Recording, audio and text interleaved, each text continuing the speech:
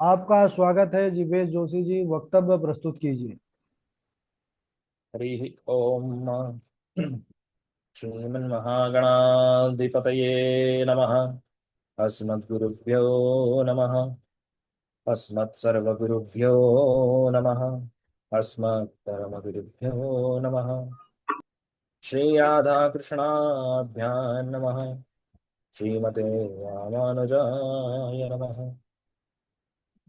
लंबोदरं परमसुन्दरमेकदन्तं पीताम्बरं त्रिनयनं परमं पवित्रम् उद्यद्दिवाकरनिभोज्ज्वलकान्तिकान्तं विघ्नेश्वरं सकलविघ्नहरं नमामि।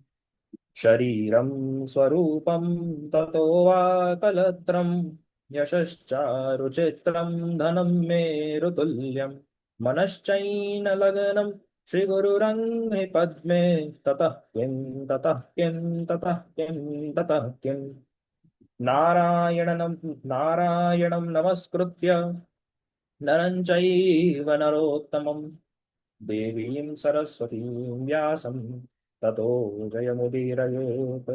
नारायणसमारम्भां शङ्कराचार्यमध्यमाम् अस्मदाचार्यपर्यन्तां वन्दे गुरुपरम्पराम्।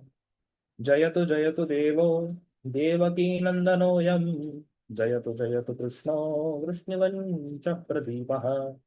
जयतु जयतु मेघश्यामलः कोमलाङ्गः जयतु जयतु पृथ्वी भारनाशो मुकुन्दः। कृष्णत्वदीयपदपङ्कजपञ्जरान्ते अद्यैव मे विशतमानसराजहंसः। प्राणप्रयाणसमये कपवातपित्तैः कण्ठावरोधनविधौ स्मरणं कुतस्ते। रामाय रामभद्राय रामचन्द्राय वेधसे रघुनाथाय नाथाय सीताया पतये नमः।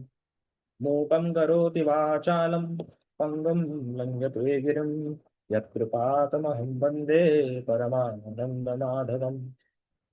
भक्ति भक्त भगवंत गुरु चतुरनाम बपुएक इनके पदवंदन किए नासत विघ्न हनेक।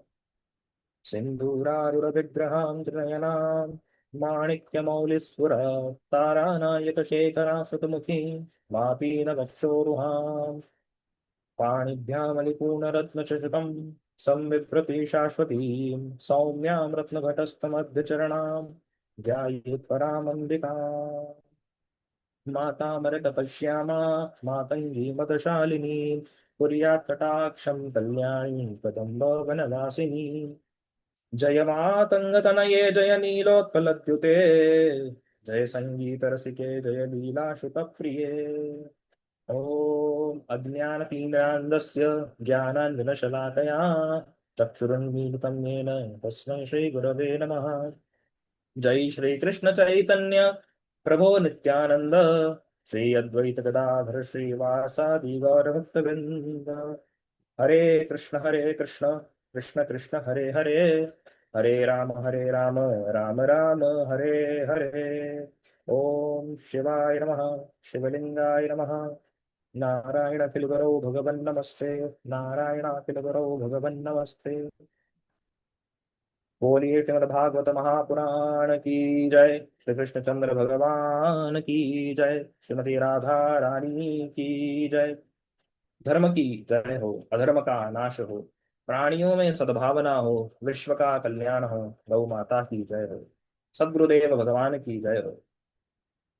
अनंत कोटि ब्रह्मांड नायक अचिंत कल्याण गुण गण निधान अखिलेश्वर सर्वेश्वर सर्वाधिपति अकारण करुणा वृणालय अकारण करुणा कारक सकल जन कल्य शापहारक परात्पर परब्रह्म परमेश्वर अनंत कोटि कंदर्प दर्प दलन निर्गुण निराकार सगुण साकार जगदैक बंधु करुणैक सिंधु सच्चिदानंद घन परमात्मा भगवान श्री कृष्ण एवं श्रीमती राधा रानी के युगल चरणों में दास का धारण धारक था।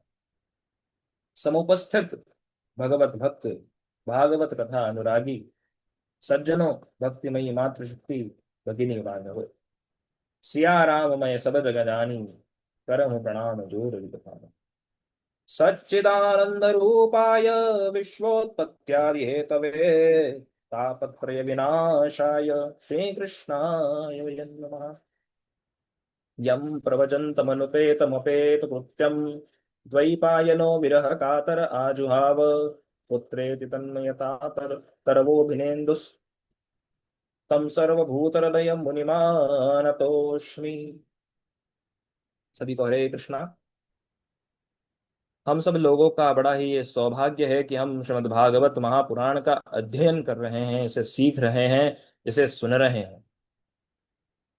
तो हम लोगों ने कालिया मर्दन की सुंदर कथा को सुना था कि भगवान ने किस प्रकार से कालिया नाग का उद्धार किया। कालिया मर्दन के बाद रात्रि में सभी ब्रजवासी और भगवान कृष्ण वन में ही सोए।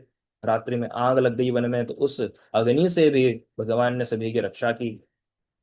उसके बाद भगवान ने प्रलंबासुर का उद्धार किया और गायों की रक्षा की।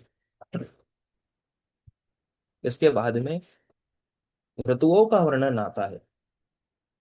मित्रों, ऋतुएं 6 होती हैं: बसंत, ग्रीष्म, वर्षा, शरद, हेमंत और शिशिर। और हम सब बड़े सौभाग्यशाली हैं। भगवान की अनंत हम पर कृपा है कि हमारा जन्म भारत में हुआ है।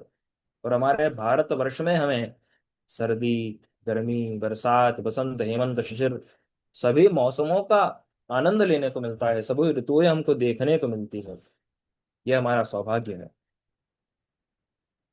और उसी में जो शरद ऋतु है, उस शरद ऋतु में हमारे भगवान सुंदर मौसम में श्री कृष्ण जब वन में प्रवेश करते हैं, तो अपनी बांसुरी से मन को मोहने वाली सुंदर तान को छेड़ते हैं।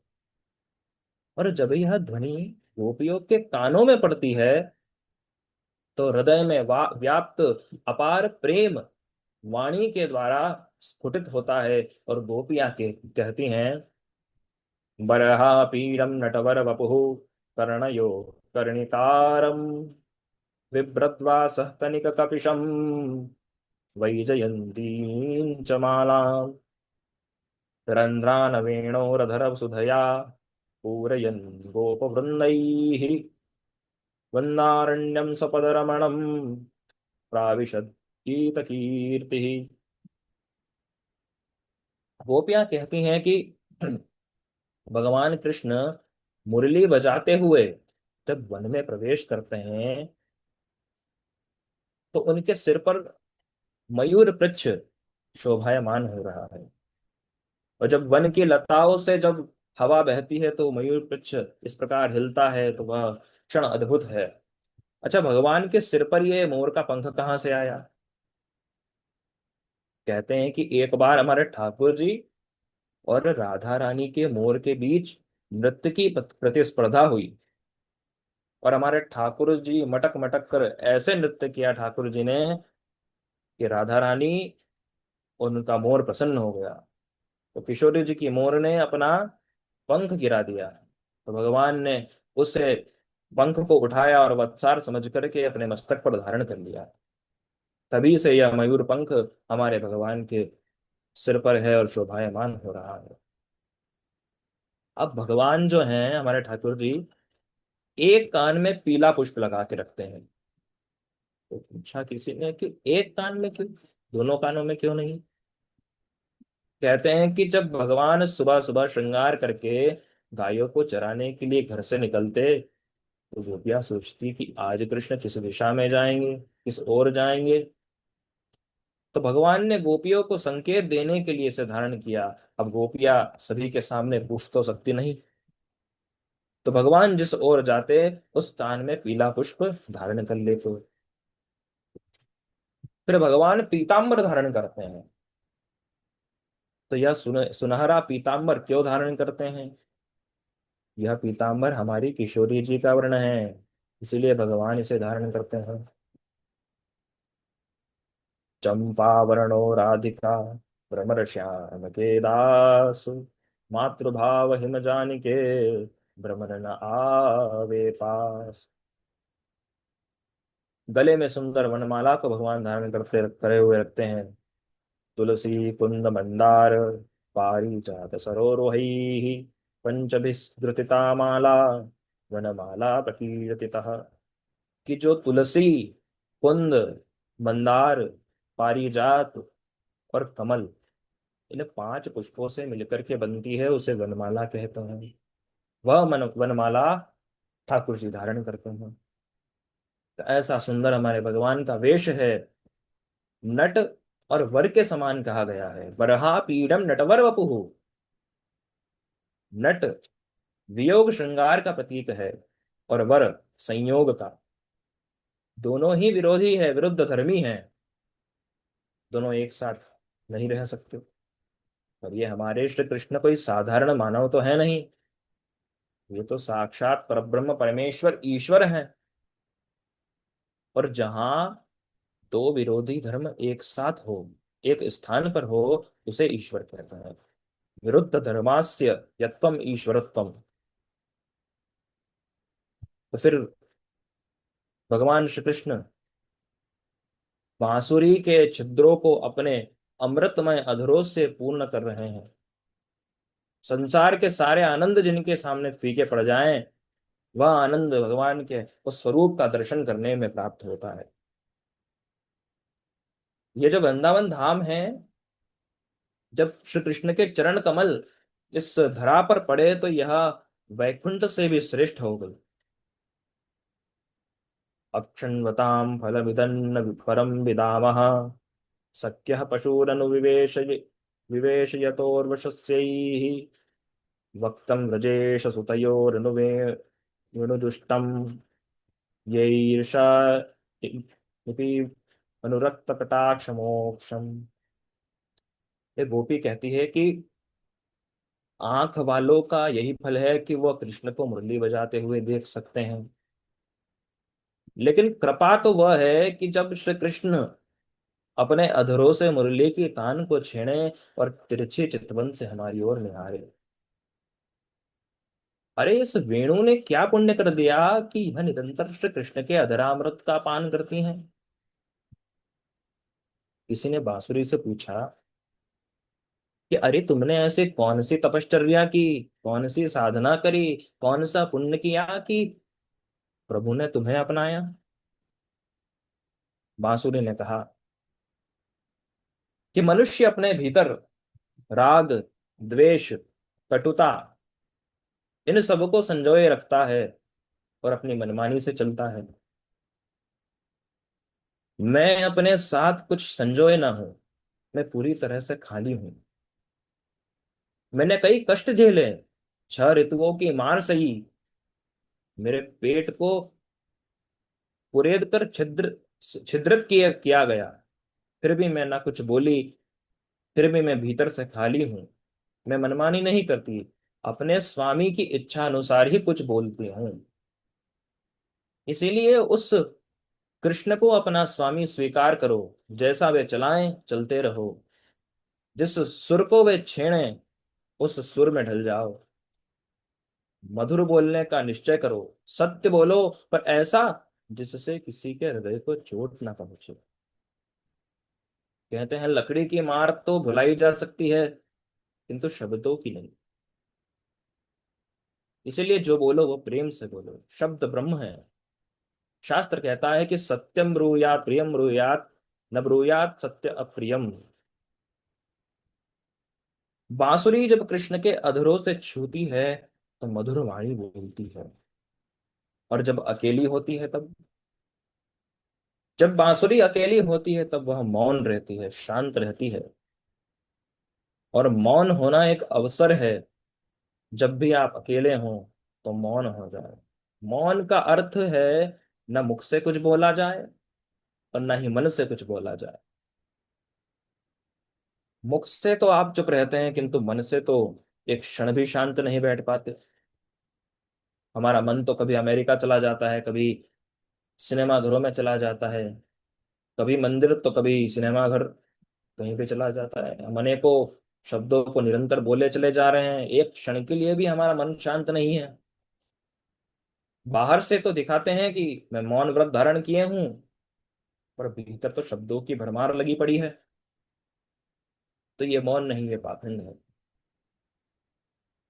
भीतर से शांत होना, बिना किसी विचार के, बिना किसी इच्छा के, बिना किसी शब्द के, इसे मौन कहते हैं। और इसे ही शास्त्रों ने ध्यान कहा है। जब भीतर से खाली रहोगे, तभी वह कृष्ण तुम्हारे हृदय में प्रवेश करेंगे। इस प्रकार से गोपियां अपने प्रेम को भगवान के समक्ष प्रकट करती है सुंदर शब्दों में। और आगे बड़ी सुंदर लीला आती है।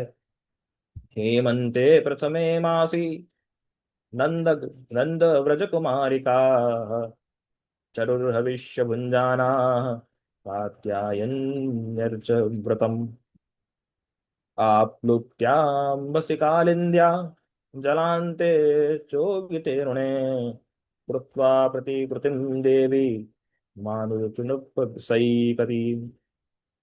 परीक्षित, हेमंत ऋतु का प्रथम मास मार्गशीर्ष मास में ब्रजमंडल की कुमारी गोपियां ब्रह्म मुहूर्त में यमुना जी के पावन जल में स्नान करती हैं और बालू की प्रतिमा को बनाकर उसका विधिवत षोडशोपचार पूजन करती हैं। पूजा की विधियों में विधियां होती है पंचोपचार पूजन, षोडशोपचार पूजन और राजोपचार पूजन। कई प्रकार की विधियां हैं। तो गोपियां षोडशोपचार पूजन करती हैं और भगवान से प्रार्थना करती है, कात्यायनी महामाये महायोगिन्यधीश्वरी नंद गोप सुतन देवी पतिं मे कुरुते नमः। गोपियों के नेत्रों से अश्रुओं की धारा बह रही है और वे कहती हैं कि हे कात्यायनी, है महामाया, आप सबकी स्वामिनी हैं, हम पर कृपा करें और नंद नंदन यशोदा नंदन श्री कृष्ण को हमारा पति बना दीजिए।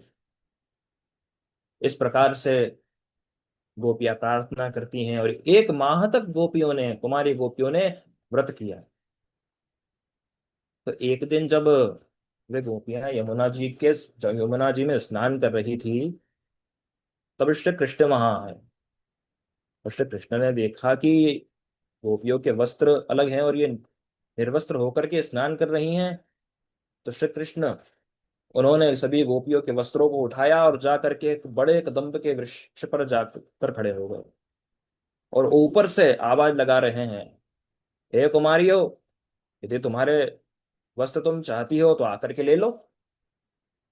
तो चारों वर्णों की गोपियां कृष्ण से कहती है, अच्छा, एक बात है कि हम जिस वर्ण के हैं, धर्म में जो हमारे चार वर्ण हैं, हम जिस वर्ण के हैं उस वर्ण का स्वभाव हमारे अंतःकरण में, हमारे भीतर होता ही है।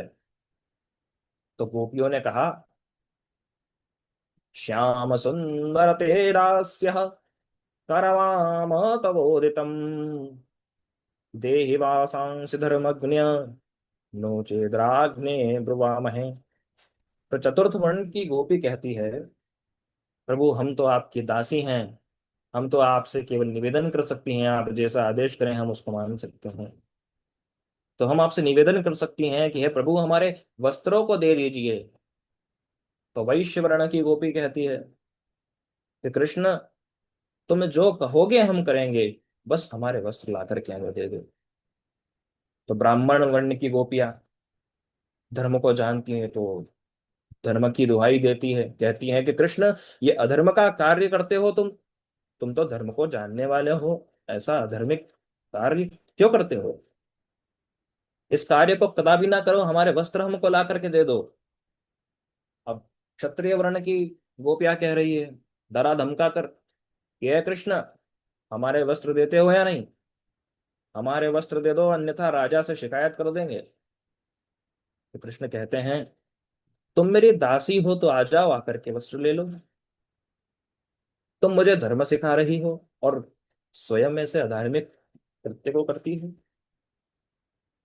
आप सब जो वस्त्रहीन होकर जल में स्नान कर रही हो, यह दोष है, इससे तुम्हारा व्रत खंडित हो चुका है। तुमने जल के देवता वरुण जी का अपमान किया है। कुछ कार्य ऐसे हैं जो बिना वस्त्रों के नहीं करने चाहिए। कौन कौन से? स्नानं दानं तथा होमम शयनम गमनम भुजम विना वस्त्रं न कुर्वीत कुर्वन् तद्दोष भवेत्। स्नान, दान, हवन शयन, यात्रा और भोजन, इन कार्यों को कदापि बिना वस्त्रों के नहीं करना चाहिए, ऐसी आज्ञा हमारा शास्त्र करता है। गोपियों, तुम वरुण देवता से क्षमा मांगो। तो गोपियों ने क्षमा मांगी। तब भगवान कहते हैं, संकल्पो विदितः साध्व्यो भवतीनां मदरचनम् मयानुमोदितः योऽसौ सत्यो भवितुमर्हति। भगवान कहते हैं, गोपियों मैं तुम्हारे संकल्प को जानता हूं, तुम्हारी यह अभिलाषा अवश्य पूर्ण होगी, और आने वाली शरद पूर्णिमा को तुम्हारा मनोरथ सिद्ध होगा। न मय्यावेश तदीयां कामः कामाय कल्पते, वर्जिता क्वथिना दाना प्रायो बीजाय नेष्यते। शरीर को वस्त्र छिपाता है और आत्मा को वासना। भगवान इस लीला के माध्यम से हमें बता रहे हैं कि वो तो तुम्हारे पास ही है, भगवान सदा सर्वदा हमारे आसपास ही है, हमारे भीतर ही है, किंतु हमने वासना का पर्दा लगा रखा है। कामनाओं के वस्त्र हम लोगों ने धारण कर रखे हैं। वासना का पर्दा फटते ही भगवान दिखाई देंगे। और ये काम, ये अंधकार है। और काम तब तक अंधकार है जब तक ध्यान से रहित है। ध्यान का स्पर्श मिलते ही वही काम राम हो जाता है। काम से पार होकर ही राम के मंदिर में प्रवेश संभव है। तो इस प्रकार से भगवान श्री कृष्ण कुमारिकाओं को आश्वस्त करते हैं। और आगे बड़ी सुंदर कथा आती है जहां पर ब्राह्मण पत्नियों पर भगवान ने कृपा करी। तो एक समय भगवान श्री कृष्ण और बलराम ग्वाल वालों के साथ में गायों को चराते हुए वृंदावन से दूर निकल आए। अब ग्वाल वालों ने कहा, कन्हैया चलते चलते बहुत दूर आ गए, अब तो चलते चलते हमको भूख लग आई है, अब तुम्हें कुछ भोजन वगैरह की व्यवस्था भी करो, हम तो तुम्हारे ही भरोसे आए हैं यहाँ पर। कृष्ण ने कहा, मित्रों यहाँ कुछ ही दूरी पर मथुरा के विद्वान ब्राह्मण हैं जो यज्ञ कर रहे हैं। ऐसा करो, तुम जाओ और जाकर के उनसे भोजन मांग लाओ। ग्वाल बाले गए भोजन मांगने के लिए, ब्राह्मणों से निवेदन किया। ब्राह्मणों से कहा कि ब्राह्मण देवता, यहाँ कुछ ही दूरी पर श्री कृष्ण आए हुए हैं, हम भोजन के लिए तुम्हारे पास आए हैं। किंतु ब्राह्मणों ने उन्हें मना कर दिया। ग्वाल वाले निराश हो गए और आकर के पुनः कृष्ण से बोले कि कृष्ण, नहीं मिला भोजन। तो कृष्ण ने कहा कि तुम पुनः जाओ और उनकी पत्नियों से जाकर के भोजन मांगो। ग्वाल वालों ने ऐसा ही किया।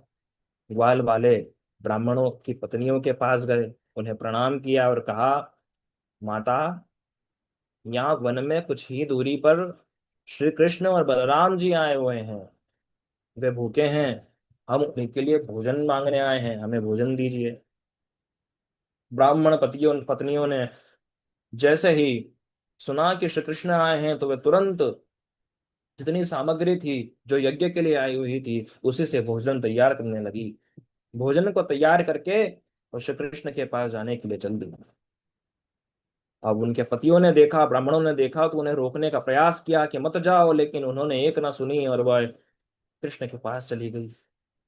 उन्होंने श्री कृष्ण को भोजन प्रदान किया, उनका दर्शन किया। कृष्ण ने भी प्रसन्नता पूर्वक उस भोजन को स्वीकार किया। और बाद में उन्हें कहा कि अब तुम जाओ, जाने को कहा। देवियों देवियों, अब तुम तुम्हारे घर लौट जाओ, तुम्हारे पति तुम्हारी प्रतीक्षा कर रहे होंगे। ब्राह्मण पत्नियां कहती है, मैवं विभोर विहति विभवान गदितुं नृशंसं, सत्यं कुरुष्व निगमं तव पादमूलम्, प्राप्ता वयं तुलसीदाम पदावसृष्टं, केशोर्निवोतमतिलंघ्य समस्त बंधून्। कृष्ण, हम अपने पतियों की आज्ञा का उल्लंघन करके आपके पास आए हैं, उन्होंने हमें बहुत रोका लेकिन हम रुके नहीं, उनकी आज्ञा का पालन न करते हुए हम तुम्हारे पास आए हैं, और तुम हमें लौटने को कहते हो। अब अगर हम जाएंगे भी तो हम वो हमें स्वीकार नहीं करेंगे। श्री कृष्ण ने कहा, देवियों तुम जाओ, वे तुम्हें स्वीकार भी करेंगे और तुम्हारा सम्मान भी करेंगे।